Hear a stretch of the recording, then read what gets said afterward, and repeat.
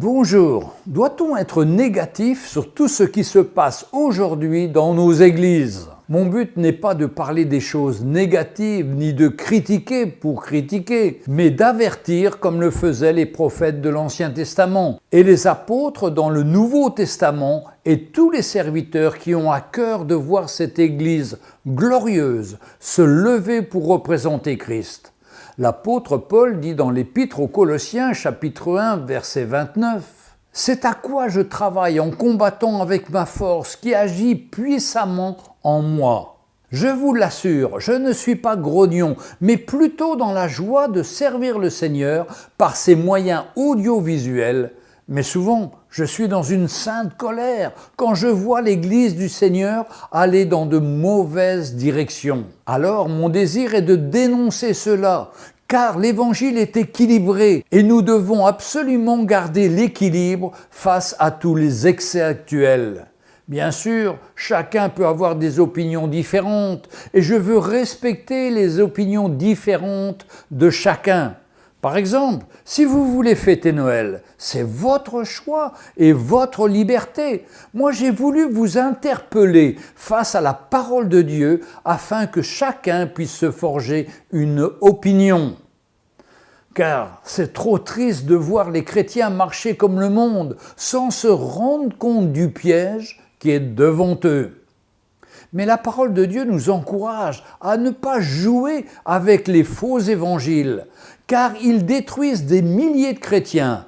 Le faux évangile vous conduira toujours à la catastrophe, matérielle et spirituelle, à plus ou moins long terme. Hélas, les serviteurs de Dieu ne sont pas tous honnêtes. Trop souvent, ce sont des personnes intéressées par les finances au lieu d'être motivées pour faire l'œuvre de Dieu d'une façon désintéressée financièrement. Ils usent de moyens détournés pour recevoir personnellement l'argent des chrétiens destinés à l'œuvre de Dieu. Dans la première lettre à Timothée au chapitre 4 et au verset 1 et 2, il nous est dit « Mais l'Esprit dit expressément que dans les derniers temps, quelques-uns abandonneront la foi pour s'attacher à des esprits séducteurs et des doctrines de démons, par l'hypocrisie de faux docteurs portant la marque de la flétrissure dans leur propre conscience. » Mon but est de dénoncer les excès de certains qui deviennent des pièges pour tous les chrétiens non affermis. Surtout que je suis convaincu que cela va aller en s'empirant. Je pressens ce qui se prépare aux États-Unis, qui va bientôt déferler sur la France et sur tous les continents à travers les mouvements chrétiens libéraux dits New Age. Le premier critère est la remise en cause de l'inspiration de la parole de Dieu. Deuxièmement, l'importance de garder l'équilibre du vrai évangile et de laisser de côté les conclusions tirées de nos expériences personnelles, car elles nous conduisent à de fausses doctrines. Mon cœur est d'avertir et de partager mes expériences, car depuis que je connais le Seigneur, il y a plus de 50 ans, j'ai vu tant de catastrophes, de faillites. Par exemple, une église de 1200 personnes tombée à 20 personnes parce que le pasteur a imposé son fils pour lui succéder, comme si l'église était à lui. Malheureusement, ce fils n'avait aucun appel pour servir le Seigneur et la chute a été brutale. Nombre de pasteurs sont tombés dans l'adultère ou des déviations sexuelles. Pire encore, un de mes amis pasteurs a été condamné à 15 ans de prison pour abus sexuels sur personnes handicapées mentalement. Il y a des pasteurs, certes, mais des voleurs, des escrocs qui détournent l'argent de l'Église et qui dépouillent les biens des chrétiens pour construire leur propre royaume. Et d'autres choses encore. Aujourd'hui, il y a en Amérique des mouvements dits libéraux, avec à leur tête des hommes qui ont étudié la Bible, la théologie dans les plus grandes universités, mais qui sont partis tellement loin dans leurs réflexions qu'ils ne croient plus à l'inspiration de la parole de Dieu. Ils décident que la parole de Dieu est un livre philosophique et que tout ce qui est écrit dans la Bible est une parabole, que la Bible est un livre de métaphores et que finalement rien n'est vrai dedans. Ils disent que Jésus a bien existé mais que la création est une métaphore ainsi qu'Abraham et les patriarches. Ils ne nient pas que Jésus est venu sur cette terre et qu'il est mort sur la croix, mais ils interprètent à leur sauce, car pour eux, la parole de Dieu n'est plus la parole inspirée de Dieu. C'est un livre d'interprétation et chacun doit interpréter comme il le veut et cela va engendrer des mouvements de type New Age. Quand Jésus dit que chacun doit prendre sa croix et le suivre, ça veut dire beaucoup de choses. Mais ils ne croient plus que Jésus est le Fils de Dieu. C'est devenu une métaphore, une parabole. Et maintenant, ils se disent tous des fils de Dieu, comme des dieux. C'est parti très loin et beaucoup ont arrêté de croire que la parole est inspirée de Dieu. C'est un mouvement qui se développe de plus en plus. Car la Bible dérange. Il se base sur l'effet que la Bible aurait des contradictions, n'ayant aucune compréhension de la parole de Dieu, car ils n'ont aucune révélation et ne voient pas que les arguments dont ils se servent sont souvent de simples changements de contexte. Car ils ne voient point le plan central qui amène au sacrifice de Jésus sur la croix pour sauver l'homme de son péché. C'est pareil pour nous dans la vie de tous les jours. Nous devons fixer nos regards dans cette direction. Mais ces personnes ne comprennent pas cela et les gens ne veulent pas comprendre à cause du péché qui est dans leur vie et qui est répandu partout dans le monde.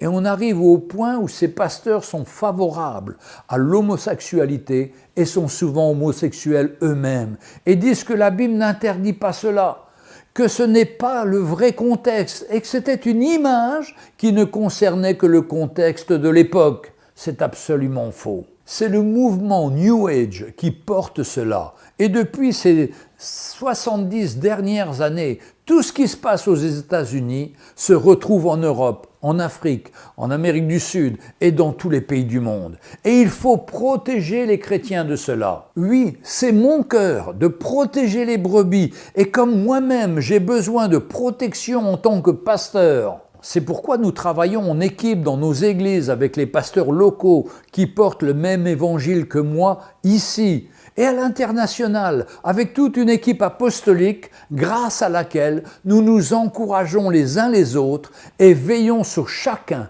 afin de nous protéger de tous ces pièges alors qu'un pasteur qui est seul est en danger face à tous ces loups qui rôdent autour de lui. Mon but, c'est de protéger les brebis qui sont réellement seules face à ces grands dangers. En France, j'ai connu ce genre d'époque où un grand nombre de pasteurs protestants réformés prêchaient que la parole de Dieu n'était pas inspirée et ils conseillaient d'en arracher les pages. C'est comme cela qu'un jour j'ai rencontré un pasteur réformé qui n'avait plus que la couverture de sa Bible. Ce mouvement prônait la création d'une religion moderne, laïque, certes d'inspiration protestante, mais ouverte à toutes les voies spirituelles, l'hindouisme, le catholicisme, l'écuménisme, libération des femmes. On ne doit pas parler du péché, de la repentance, car on ira tous au paradis. Enfin, quelque chose de complètement à côté. Cela ressemble tellement au message du pape actuel qui veut réécrire la parole de Dieu en modifiant tous les passages relatant des relations contre nature, afin de les faire accepter comme normales et présenter uniquement l'amour de Dieu. Certaines églises évangéliques n'ont-elles pas le même message ? Dernièrement, pendant la soirée de Noël, certains avaient organisé des messes dans leurs églises. Mais où va-t-on ? Vous savez qu'il est écrit à la fin du livre de l'Apocalypse, au chapitre 22 et au verset 18, « Je le déclare à quiconque entend les paroles de la prophétie de ce livre. Si quelqu'un y ajoute quelque chose, Dieu le frappera des fléaux décrits dans ce livre.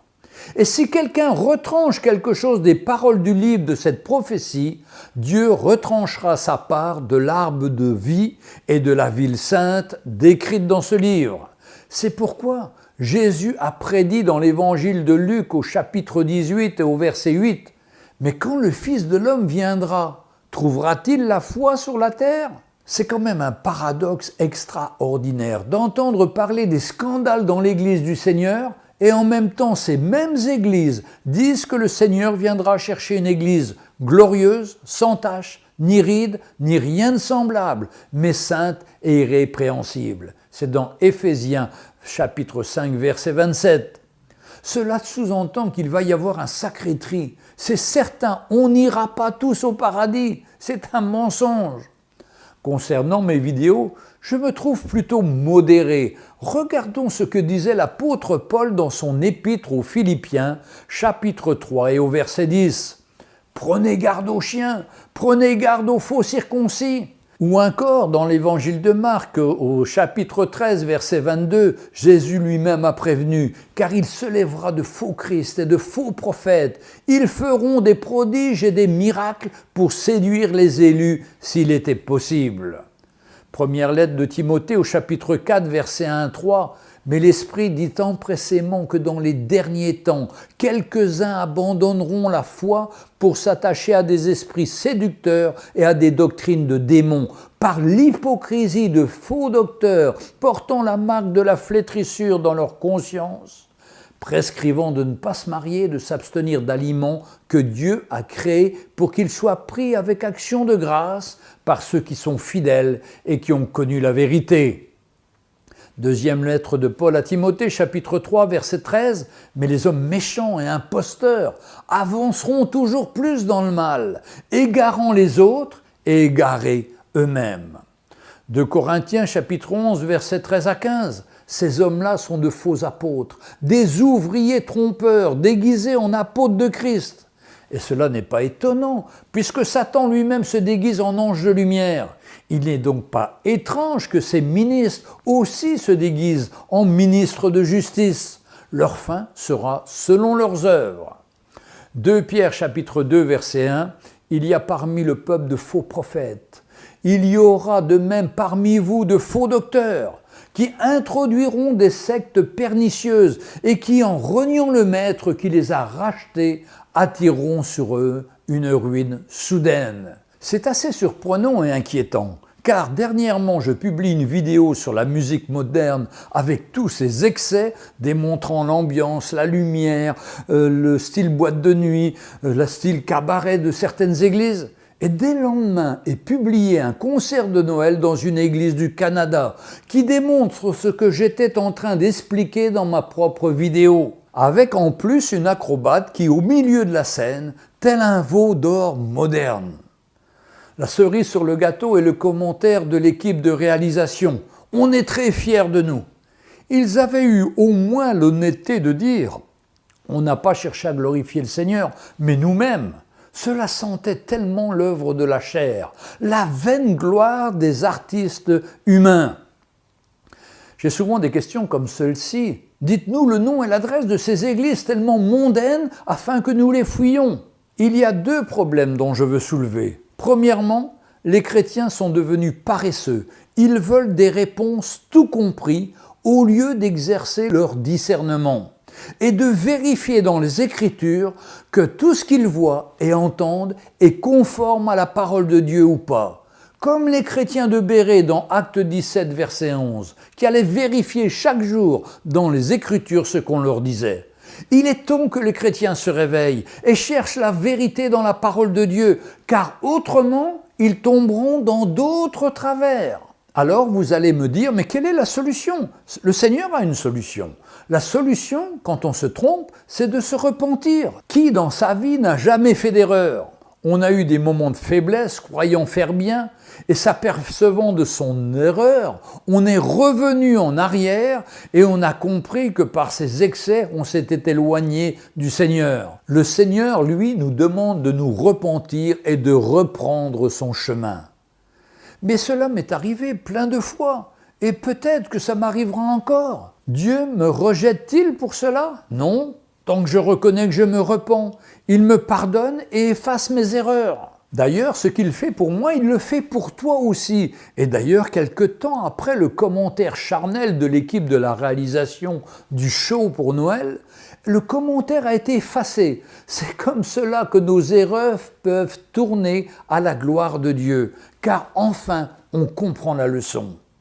Maintenant, il est vrai que j'ai cité le nom d'une personne et d'un mouvement dans l'une de mes vidéos. Cette femme chinoise, Yang Zinbin, qui vit aux USA et qui se dit Jésus réincarné et qui a créé le mouvement l'Église du Dieu Tout-Puissant.